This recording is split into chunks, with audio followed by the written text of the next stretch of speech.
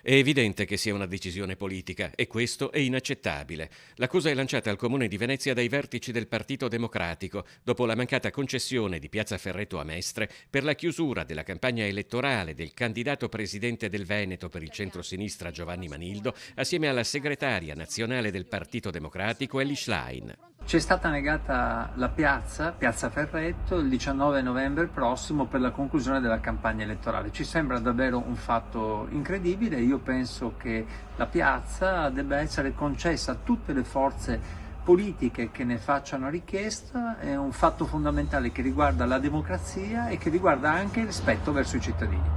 Il comizio in piazza è stato negato, ha dichiarato il segretario metropolitano del PD Matteo Bellomo, dopo essere stato inizialmente ritenuto fattibile dal Comune di Venezia, tanto da chiedere i numeri di targa dei mezzi che sarebbero entrati per allestire l'impianto audio e luci. La piazza era stata concessa anche al candidato governatore Alberto Stefani, ma dopo che il centrodestra ha scelto di cambiare sede, ha concluso Bellomo, è arrivato il diniego giustificato da allestimenti natalizi della piazza.